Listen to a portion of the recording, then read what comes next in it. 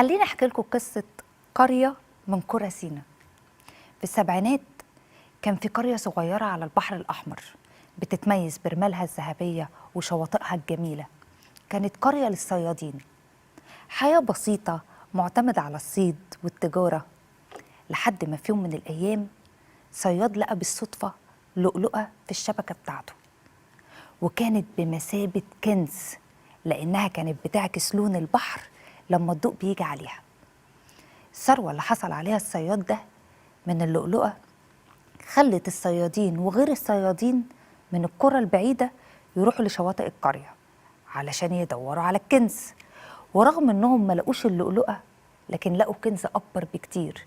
الطبيعة الساحرة وجمال الجبال والجو الخلاب خلى من القرية دي مزار لكل واحد بيدور على الراحة النفسية.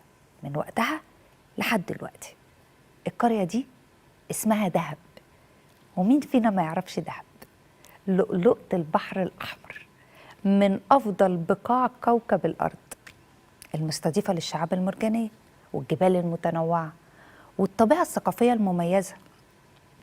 دهب كانت من أهم القرى على الطريق التجاري البحري اللي كان بيربط مصر ببلاد الشام، خاصة في العصر اليوناني والروماني، واستخدمها العرب الأنباط لتخزين البضائع بتاعتهم تمهيدا لرحلاتهم التجارية. وفي العصر الإسلامي كانت مركز مهم قوي بسبب موقعها على طريق الحج والتجارة. فكانت دهب مركز تجاري مشهور جدا في العصور القديمة. وفي أواخر القرن الماضي بدأت شهرة مدينة دهب تزيد، وبدأت الدولة تهتم بيها كمزار سياحي مميز، وتبني طرق وفنادق ومنتجعات سياحية، وتهتم بالبنية التحتية للمدينة. ده اللي خلاها بوصلة للسايح من كل مكان علشان يستمتعوا بجمال الطبيعة البكر اللي موجودة في دهب.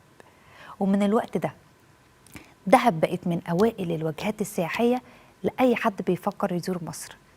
دهب غنية جدا بالأماكن السياحية والمزارات والأنشطة المتنوعة، منها السنوركلينج والغطس زي البلو هول والثري بولز والكانيون والطريق الساحلي ومحمية أبو جالوم ومنطقة البلوك، أو السباحة والاسترخاء على الشواطئ زي جزيرة لاجونا والثري بولز ووادي الوشواشي وشاطئ العسلة، أو الرحلات البرية والسفاري والتخييم والتسلق زي وادي جني ووادي الوشواشي ووادي الزرقاء وجزيرة الطيور. ده غير جبال سينا الساحرة وجبال سانت كاترين ومغارة موسى. دهب اسم على مسمى. زي ما الدهب بيخطف أنظار الناس، هي كمان بتخطف الأنظار والقلوب، ومهما اتكلمنا مش هنديها حقها. أسيبكم مع التقرير ونرجع لكم تاني.